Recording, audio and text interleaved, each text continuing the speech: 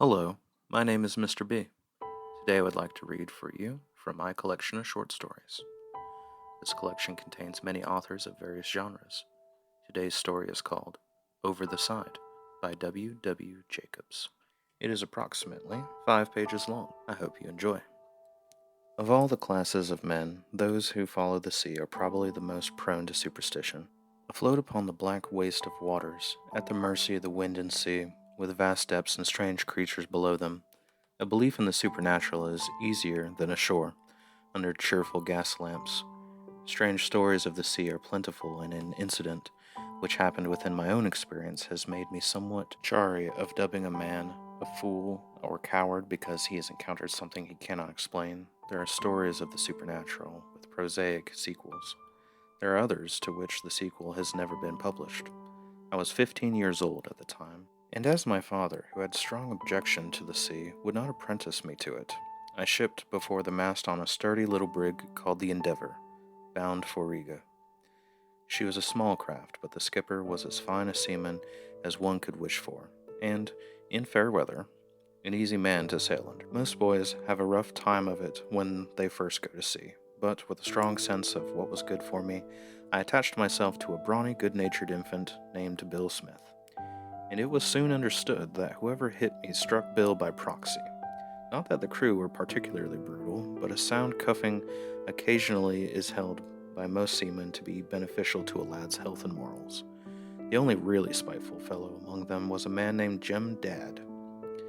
He was a morose, sallow-looking man of about 40, with a strong taste for the supernatural, and a stronger taste still for frightening his fellows with it.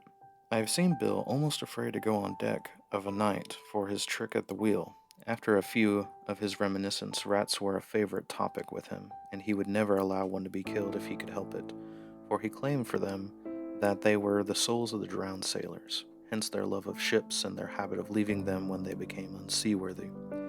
He was a firm believer of the transmigration of souls, some idea of which he had, no doubt, picked up in eastern ports, and gave his shivering auditors to understand that his arrangements for his own immediate future were already perfected. We were 6 or 7 days out, when a strange thing happened. Dad had the second watch one night, and Bill was to relieve him. They were not very strict aboard the brig in fair weather. When a man's time was up, he just made the wheel fast, and running forward, shouted down the forecastle. On the night, I happened to awake suddenly in time to see Bill slip out of his bunk and stand by me, rubbing his red eyelids with his knuckles. "Dad's given me a long time," he whispered, seeing I was awake. "It's a whole hour after his time." He pattered up on deck, and I was turning over, thankful that I was too young to have a watch to keep, when he came softly down again, and taking me by the shoulders, shook me roughly. "Jack," he whispered, "Jack." I raised myself on my elbows, and in the light of the smoking lamp saw that he was shaking all over. "Come on deck," he said thickly. I put on my clothes and followed him quietly to the sweet, cool air above. It was a beautiful, clear night, but from his manner I looked nervously around for some cause of alarm. I saw nothing. The deck was deserted except for the solitary figure at the wheel. "Look at him," whispered Bill, bending a contorted face to mine. I walked aft a few steps, and Bill followed slowly. Then I saw that Jim Dad was leaning forward clumsily on the wheel, with his hand clenched on the spokes. "He's asleep," said I, stopping short. Bill breathed hard. "He's in a queer sleep," said he. "Kinda a trance, more like. Go closer." I took fast at Bill's sleeve, and we both went. The light of the stars was sufficient to show that Dad's face was very white, and that his dim black eyes were wide open, and staring in a strange and dreadful manner straight before him. "Dad," said I softly. "Dad." There was no reply, and with a view of arousing him, I tapped one sinewy hand as I gripped the wheel and even tried to loosen it. He remained immovable, and suddenly, with a great cry, my courage deserted me, and Bill and I fairly bolted into the cabin and woke the skipper. Then we saw how it was Jim, and two strong seamen forcibly loosened the grip of those rigid fingers and lay him on the deck, covered him with a piece of canvas. The rest of the night 2 men stayed at the wheel, gazing fearfully at the outline of the canvas, longed for dawn. It came at last, and, breakfast over, the body was sewn up in canvas, and the skipper held a short service compiled from a Bible which belonged to the mate. and what he remembered of the burial service proper. Then the corpse went overboard with a splash, and the men, after standing awkwardly together for a few minutes, slowly dispersed to their duties. For the rest of the day, we were all very quiet and restrained, pity for the dead man being mingled with the dread of taking the wheel when night came. "The wheel's haunted," said the cook solemnly. "Mark my words, there's more of you will be took the same way Dad was." The cook, like myself, had no watch to keep. The men bore up pretty well until night came on again, and then they unanimously resolved to have a double watch. The cook, sorely against his will, was impressed into the service, and I, glad to oblige my patron, agreed to stay up with Bill. Some of the pleasure had vanished by the time night came, and I seemed only to just have closed my eyes when Bill came, and, with a rough shake or two, informed me that the time had come.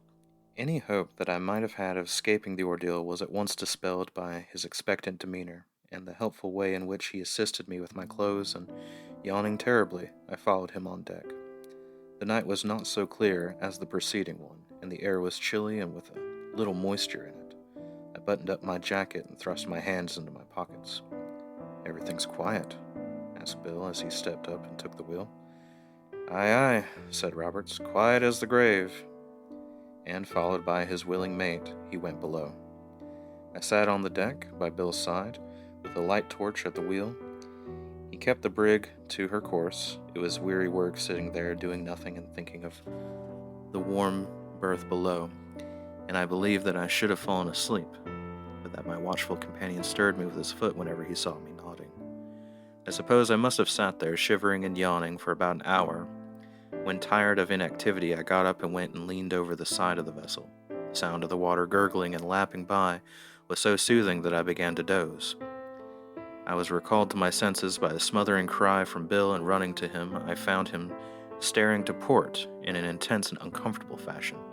At my approach, he took one hand from the wheel and gripped my arm so tightly that I was like to have screamed with the pain of it. "Jack," said he in a shaky voice, "while you were away, something popped its head up and looked over the ship's side." "You've been dreaming," said I, in a voice which was fair imitation of Bill's own. "Dreaming," repeated Bill. "Dreaming. Ah, look there!" He pointed with outstretched finger, and my heart seemed to stop beating as I saw a man's head appear above the side. For a brief space it peered at us in silence, and then a dark figure sprang like a cat onto the deck and stood crouching a short distance away.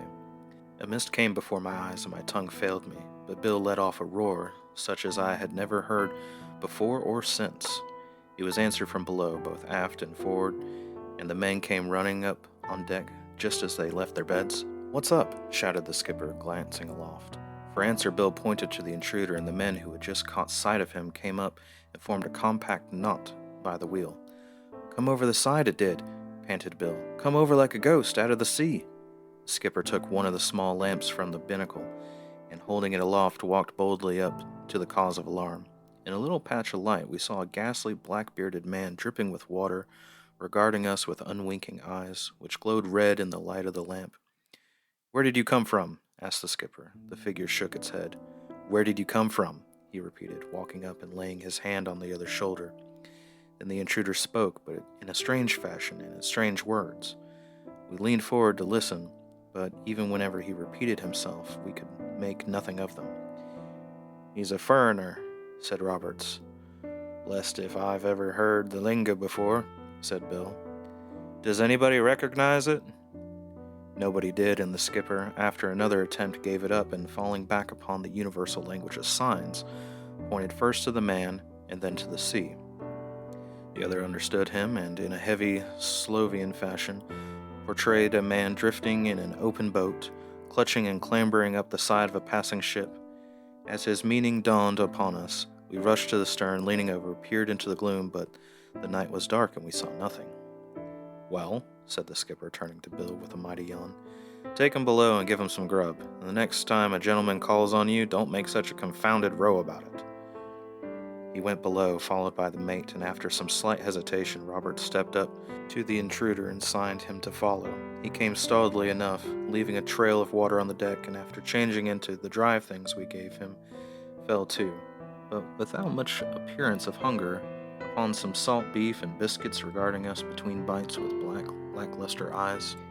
"He seems as though he's a-walking in his sleep," said the cook.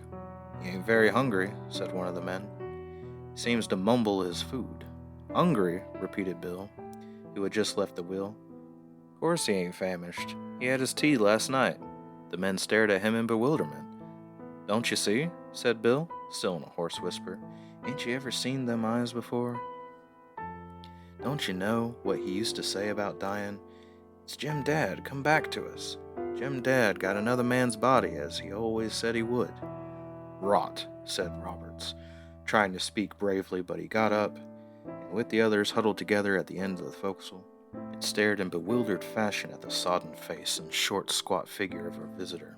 For his part, having finished his meal, he pushed his plate from him and, leaning back on the locker, looked at the empty bunks. Roberts caught his eye, and with a nod and a wave of his hand indicated the bunks. The fellow rose from the locker and, amid a breathless silence, climbed into one of them. Jim Dad's. He slept in the dead sailor's bed that night, the only man in the forecastle who did sleep properly, and turned out heavily and lumpishly in the morning for breakfast. The skipper had him on deck after the meal, but could make nothing of him. To all his questions he replied in the strange tongue of the night before, and though our fellows had been to many ports and knew a word or two of several languages, none of them recognized it. The skipper gave it up at last, and, left to himself, he stared about him for some time, regardless of our interest in his movements, and then, leaning heavily against the side of the ship, stayed there so long that we thought he must have fallen asleep. "He's half dead now," whispered Roberts. "Hush," said Bill. "Maybe he's been in the water a week or two and can't quite make it out. See how he's looking at it now?" He stayed on deck all day in the sun, but as night came on, returned to the warmth of the forecastle. The food we gave him remained untouched, and he took little or no notice of us, though I fancied that he saw the fear we had in him. He slept again in the dead man's bunk, and when morning came, still lay there. Until dinner time, nobody interfered with him, and then Roberts, pushed forward by the others, approached him with some food. He motioned it away with a dirty, bloated hand, and, making signs for water, drank it eagerly. For 2 days he stayed there quietly, the black eyes always open, the stubby fingers always on the move. On the third morning, Bill, who had conquered his fear sufficiently to give him water occasionally, called softly to us. "Come and look at him," said he. "What's the matter with him?" "He's dying," said the cook with a shudder. "He can't be going to die yet," said Bill blankly.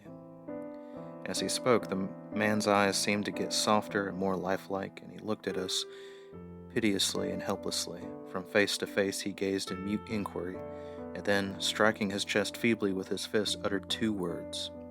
We looked at each other blankly, and he repeated them eagerly and again touched his chest. "It's his name," said the cook. We all repeated them.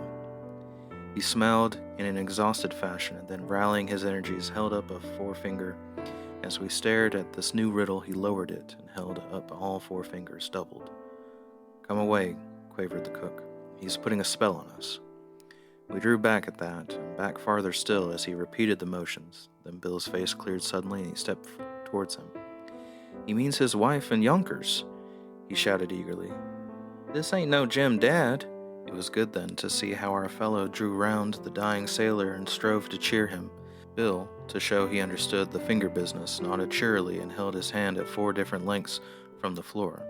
The last was very low, so low that the man set his lips together and strove to turn his heavy head from us. "Poor devil," said Bill. "He wants us to tell his wife and children what's become of him. He must have been dying whenever he came aboard. What was his name again?" But the name was not easy to English lips, and we had already forgotten it. "Ask him again," said the cook, "and write it down. Who's got a pen?" He went to look for one as Bill turned to the sailor to get him to repeat it. Then he turned round again and eyed us blankly, for by this time the owner had himself forgotten it. And this concludes Over the Side by W. W. Jacobs. If you like this story or would like to hear other short stories, please let me know. Your feedback and appreciation means so much to me, and I'd love to hear back from you. Thank you for listening, and until next time.